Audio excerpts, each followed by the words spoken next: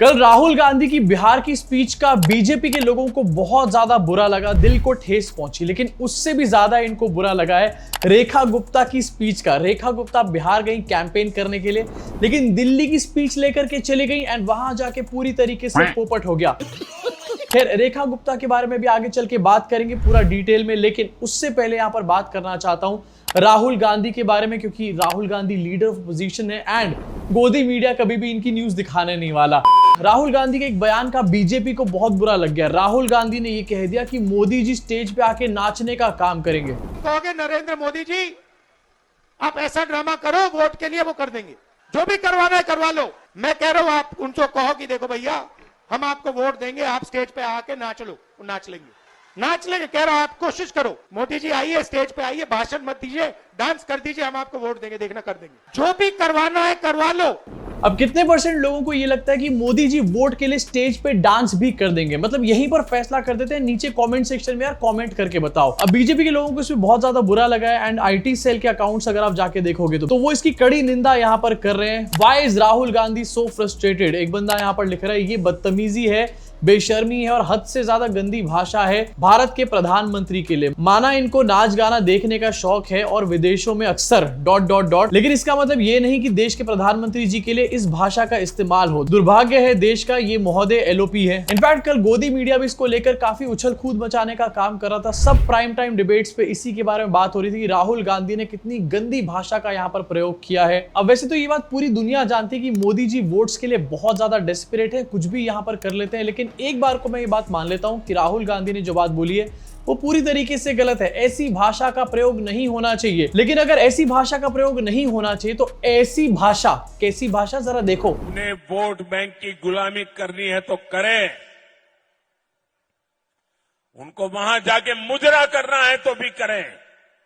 Vote bank की राजनीति करनी है तो करे, उनको वहां जाके मुजरा भी करना है तो करे। मतलब जो लोग नाचने को बहुत ज्यादा घटिया भाषा बता रहे हैं वो मुजरे को बहुत ज्यादा अच्छी भाषा बोलते हैं। ये कहां से आए हुए लोग हैं? कौन से लोग हैं?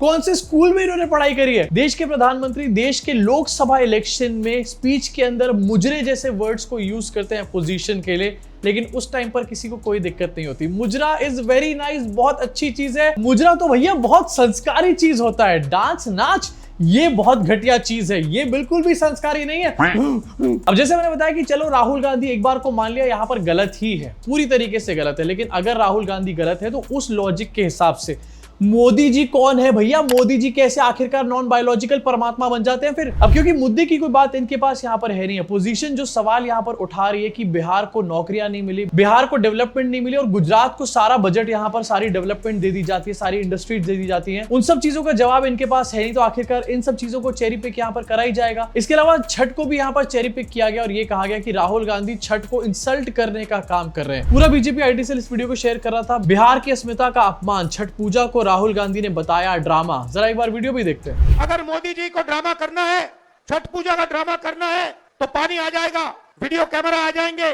ड्रामा छठ पूजा को नहीं बताया जा रहा है, ड्रामा मोदी जी जो करने वाले थे उसको बताया जा रहा है, जिसके लिए यहां पर एक पॉन्ड बनाया गया था, फेक यमुना क्रिएट करी गई थी एंड उस यमुना में गंगा का ट्रीटेड वाटर डाला गया था। गंगा यमुना का यहां पर संगम किया गया था मोदी जी के नेतृत्व में दिल्ली के अंदर, उसको ड्रामा बताया जा रहा है। लेकिन यहां पर नैरेटिव ये सेट किया जा रहा है कि छठ को ड्रामा कह रहे हैं राहुल गांधी, बिहार की अस्मिता का अपमान कर दिया गया। यहां पर इस बात का कोई भी लॉजिक नहीं है, कहीं से भी ढूंढने पे नहीं मिलेगा। इनफैक्ट मुझे तो ये समझ नहीं आता, ये लोग जो शेयर करते हैं इस चीजें उनको भी इसका लॉजिक समझ में नहीं आता होगा। लेकिन लॉजिक होता तो अंधभक्त क्यों होते? ये बड़ी अच्छी बात कही है। कोई भी नॉर्मल कॉमन सेंस वाला आदमी ऐसी वीडियोस को शेयर करने से पहले ना 4 बार सोचेगा कि यार यहाँ पर छठ पूजा का कोई अपमान नहीं किया जा रहा, यहाँ पर मोदी जी जो करने वाले थे उसको ड्रामा बताया जा रहा है। लेकिन ये लोग और कॉमन सेंस इसका दूर दूर तक नाता नहीं है। इनफैक्ट इस वीडियो को भी काट के यहां पर चलाया गया क्योंकि अगर ये वीडियो पूरी शेयर कर देते तो रेखा गुप्ता मोदी जी यमुना की सफाई के मैटर पे पूरी तरीके से एक्सपोज हो जाते हैं और बड़ी मुश्किल से तो इन्होंने न्यूज को दबाया था,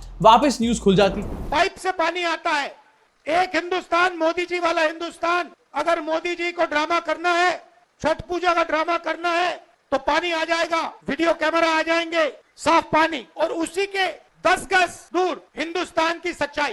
एक तरफ नाटक अंबानी अदानी का हिंदुस्तान, नरेंद्र मोदी का ड्रामा, और दूसरी तरफ हिंदुस्तान की सच्चाई, गंदा पानी, बीमारी। इसके अलावा एक और चीज पे काफी हल्ला मचाया जा रहा है कि राहुल गांधी ने मोदी जी को तू तड़ाक करके यहां पर बात करी है, एंड ये स्पीच भी आपको सुनवाना चाहता हूं। मैं आपसे पूछना चाहता हूं, अंबानी की शादी हुई?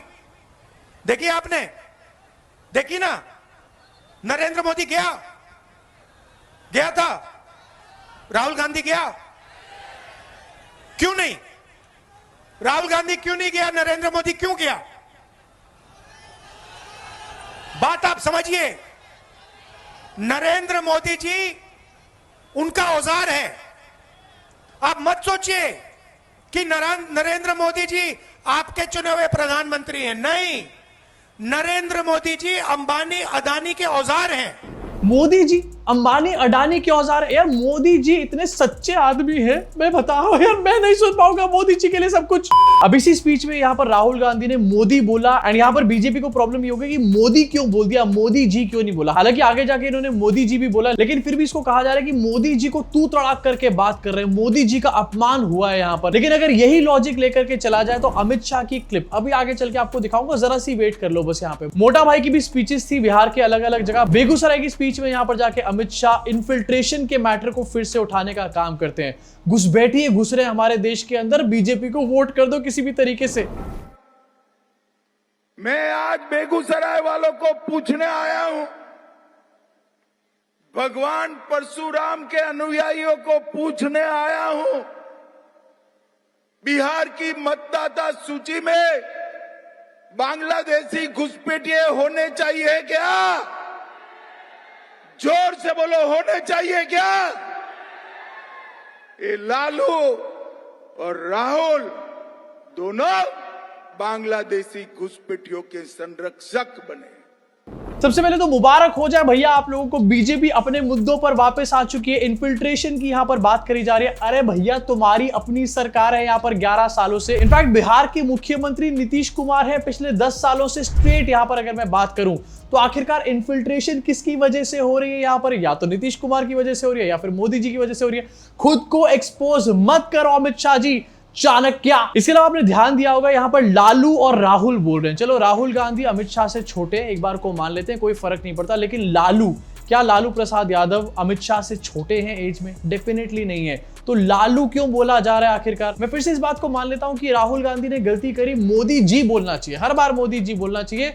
मोदी जी बहुत बड़े हैं भैया, सबसे बड़े, भगवान से भी बड़े हैं। तो आखिरकार लालू को लालू जी क्यों नहीं बोला जा रहा है यहां पर? वो चीज गलत कैसे नहीं होती? इसी के अलावा यहां पर अमित शाह बात कर रहे हैं इन्फिल्ट्रेशन के बारे में, इलीगल इमिग्रेंट्स के बारे में यहां पर बात करी जा रही है। लेकिन रिसेंटली इन्होंने बिहार में SIR करवाया एंड रिपीटेड मोड में इनसे पूछा गया कि भैया कितने इलीगल इमिग्रेंट्स यहां पर पकड़े गए तुमने जिनको डिलीट किया? कोई जवाब निकलकर सामने नहीं आया। जब यहां पर जवाब ही नहीं निकलकर सामने आ रहा कि कितने इलीगल इमिग्रेंट्स पकड़े गए हैं, तो आखिरकार वो मुद्दा हो कैसे सकता है बिहार का? बिहार का मुद्दा है जॉब्स, वहां की सड़कें, वहां पर डेवलपमेंट, उस सब के बारे में कोई बात नहीं हो रही। घुसपैठिए आते हैं, तुम्हारी जॉब्स खा जाते हैं, ये समझाया जा रहा है। कितनी बार सेम लॉलीपॉप दोगे सर? एंड इसके अलावा अमित शाह का एक और वीडियो इस टाइम पर ट्रेंड कर रहा है। अमित शाह खुद को एक्सपोज करने में भाई नंबर 1 है। देखिए, आप कंफ्यूजन फैलाने का प्रयास न करो। ये पूरा मामला कहां से शुरू होता है मैं कहता हूं, लालू जी की बहुत मन की इच्छा है कि इनके बेटे एक बार मुख्यमंत्री बन जाए, और सोनिया जी की भी मन की इच्छा है कि उनका बेटा PM बन जाए। मैं आज दोनों को कहना चाहता हूं, बिहार में और दिल्ली में कहीं जगह खाली नहीं है। राहुल जी की इच्छा है कि उनका बेटा CM बन जाए, सोनिया जी की इच्छा है कि उनका बेटा PM बन जाए, एंड मोटा भाई की इच्छा है कि मेरा बेटा ICC का हमेशा के लिए चेयरमैन बन करके बैठा रहे। मतलब अपने बेटे को पहले BCCI में फिट करवा दिया, उसके बाद ICC में फिट करवा दिया, एंड दूसरी तरफ यहां पर नेपोटिज्म का आरोप लगाया जा रहा है विपक्ष के ऊपर। भाई कॉन्फिडेंस चाहिए इसके लिए, मैं बता रहा हूं। मोटा भाई चाहे चाणक्य हो या फिर ना हो, लेकिन ओवर कॉन्फिडेंट जरूर है। अब देखो यहां पर विपक्ष कुछ बोल रहा है, सरकार कुछ बोल रही है, इन सब चीजों को तुम साइड में रख दो एक बार के लिए, क्योंकि रेखा गुप्ता जो बोल रही है that is a gem. Rekha Gupta जब भी बोलती है तो देश कंफ्यूज हो जाता है कि ये सरकार की तरफ से बोल रही है या फिर ये विपक्ष की तरफ से बोल रही है। मोदी जी को कोई नहीं हरा सकता सिवाय रेखा गुप्ता के। रेखा गुप्ता भी रिसेंटली कैंपेन करने गई बिहार में, एंड अपनी स्पीच को अपडेट करना भूल गई। दिल्ली वाला पर्चा लेकर के बिहार में चली गई एंड जाकर के ये बोल दिया कि पिछली सरकारों ने यहां पर कुछ नहीं करा, पिछली सरकार अपनी ही थी। पूछना चाहती हूँ वर्षों तक तकलीफ में रहा। क्यों? क्योंकि जो लोग सत्ता में थे लालटेन के टाइम, उनको तो केवल अपना घर भरना था, उनको तो अपने घर में अपना काम करना था, अपना भाई भतीजा बेटा बेटी बीवी केवल उनका चिंता था। कभी गरीब का चिंता किया क्या? पिछले 20 साल से नीतीश कुमार यहाँ पर सीएम है, एक्सेप्ट फॉर 6-8 महीने जब जीतन राम मांझी यहाँ पर सीएम बने थे, उसके बाद उन दोनों की लड़ाई हो गई थी। 20 साल से नीतीश कुमार सीएम है। आखिरकार किसको कहा जा रहा है? पिछली सरकारें 4 बार से अपने ही लोगों की है, एंड ये यहां पर कह रहे हैं कि लालटेन वाले लोग। वैसे कुछ दिनों लालटेन के सहारे से भी नीतीश कुमार सीएम थे, लेकिन ऐसा कैसे हो जाता है कि लालटेन के सहारे से नीतीश कुमार सीएम थे तो वो बहुत खराब थे, अपने साथ सीएम है तो एकदम से अच्छे हो जाते हैं। बट अब देख रहे हो कितने कंटेंटलेस ये लोग हो चुके हैं, कुछ भी इनके पास बोलने के लिए नहीं है। तो पिछली सरकारों को गाली देनी है तो वही दे लेते हैं, पिछली सरकारें अपनी हैं ये तो चेक करके आ जाते हैं यहाँ पे। आंटी जी, रेखा गुप्ता ने कहा था कि दिल्ली अपने रिस्क पे आना। इसके बाद रेखा गुप्ता अब ये बोलेंगी कि मुझे अपने कैंपेन में अपने रिस्क पे बुलाना, क्योंकि मैं किसी का भी काम तमाम कर दूंगी, अपने लोगों को भी शूशा कर दूंगी। यहाँ पे मैं किसी भी भाषण में कोई मुद्दा देखने को नहीं मिल रहा। कांग्रेस को गलत बोल रहे हैं, लेकिन उसी लॉजिक के हिसाब से बीजेपी के अपने लोग भी यहाँ पर गलत हैं। एंड ये सब चीजें जब खत्म हो जाती है तो इन्फिल्ट्रेशन की बात शुरू हो जाती है, और अगर इन्फिल्ट्रेशन भी यहाँ पर नहीं चले तो भैया वॉर की बातें कर लेंगे, जो कि शुरू हो चुकी है। राजनाथ सिंह के एक स्टेटमेंट को यहाँ पर उठाया गया, जहां पर राजनाथ सिंह ने कहा कि anything can happen any time. Rajnath Singh ने ये कहा कि वॉर लाइक सिचुएशन के लिए रेडी हमेशा रहना चाहिए। एंड ये बात राजनाथ सिंह ने किसी रैली में भी नहीं बोली, किसी अलग कार्यक्रम में बोली। इसको लेकर के गोदी मीडिया चारों ओर से घिरा पाक, तालिबान ने फूके 2 शहर, एक्शन में भारत, पीओके पर ऐलान। ऐसा कुछ भी नहीं हुआ भाई, पीओके के ऊपर कोई ऐलान नहीं हो रहा है। यहाँ पर राजनाथ सिंह की भी जो बात बोली गई है उसका पूरा कॉन्टेक्स्ट अभी आपको आगे चल के दिखाऊंगा, लेकिन यहाँ पर अलग ही दुनिया में जा चुके हैं ये गुल्लू पिल्लू। सेना आ गई बॉर्डर, कभी भी युद्ध का ऑर्डर। इनका युद्ध भारत और पाकिस्तान वाला युद्ध नहीं है, इनका युद्ध जो है कॉमन सेंस के साथ है। एंड उस युद्ध में ये लोग पूरी तरीके से हार चुके हैं, हमेशा हारते भी रहने वाले हैं। इंडियन आर्मी कुछ बड़ा करने वाली है लाइव। इंडियन आर्मी भी अपनी अगली स्ट्रैटेजी इन चैनल्स को देख करके बनाती होगी। इनको इंडियन आर्मी से भी ज्यादा पता है, टीआरपी के भूखे। पाकिस्तान ने किया हमला, भारत का भी बड़ा ऐलान। रूस, भारत के टारगेट लॉक, पाक में जंग सायरन ऑन। भारत करने वाला है ऑपरेशन त्रिशूल, अब नहीं बचेगा पाकिस्तान। पाकिस्तान बॉर्डर पर भारतीय सेना का बड़ा धमाका, दहला पाक। राजनाथ सिंह के स्टेटमेंट को आउट ऑफ कॉन्टेक्स्ट लेकर के दुनिया जहान की यहाँ पर बातें करी जा रही हैं। कुछ लोग यहाँ पर कराची पहुंच गए, कुछ बॉर्डर पे पहुंच गए, युद्ध करवा रहे हैं, पता नहीं क्या क्या करवा रहे हैं। लेकिन राजनाथ सिंह ने ये बात बहुत ही जनरली बोली थी। राजनाथ सिंह ने ये कहा था कि ऑपरेशन सिंदूर के टाइम पर हमने एक बहुत बड़ी सीख ली कि हमारे को हमेशा एक वॉर लाइक सिचुएशन के लिए रेडी रहना चाहिए। यहाँ पर ये सिंपल सी बात बोली थी, और सुन भी लो एक बार। ऑपरेशन सिंदूर के वह कुछ घंटे या कहें कुछ दिन हमारे लिए केस स्टडी के रूप में सामने होने चाहिए, जिसे सीख लेते हुए हम लोग आगे की दिशा अपनी निर्धारित कर सकें। और इस घटना ने हमें एक बार फिर दिखा दिया है कि सीमाओं पर कहीं से भी कभी भी कुछ भी घटित हो सकता है,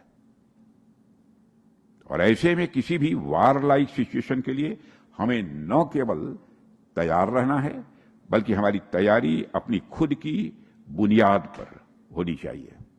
हमारी तैयारी अपनी खुद की बुनियाद पर होनी चाहिए। हो सकता है ये बात डिफेंस मिनिस्टर ने इसलिए बोली क्योंकि बहुत सारे डिफेंस के प्रोडक्ट्स हमने और देशों के यूज किए थे इंडिया पाकिस्तान के कॉन्फ्लिक्ट में, लेकिन नहीं, इसको आउट ऑफ कॉन्टेक्स्ट लेकर कहीं और पहुंच गए। ये वही लोग हैं जिनके पापा अगर ये कह दे कि दरवाजा बंद कर लो, तो ये जाकर सारे घर में बोल देते हैं कि दरवाजा बंद कर लो, चोरी होने वाली है, कुछ बहुत बड़ा होने वाला है, बहुत बड़े डकैत आने वाले हमारे घर में, दरवाजा बंद कर लो। सिंपल सी बात, दरवाजा बंद रखना है तो दरवाजा बंद रखना है, चोमुओ। अब सोचो डिफेंस मिनिस्टर की सिंपल सी स्टेटमेंट को कितना आउट ऑफ द कॉन्टेक्स्ट यहां पर लेकर के जाया गया। अगर बाय चांस यहां पर छोटी मोटी कोई सिचुएशन हो गई तो भैया पूरे इलेक्शन में इसी का नैरेटिव यहां पर सेट कर देंगे, लेकिन सच्चाई फिर भी बदलने नहीं वाली।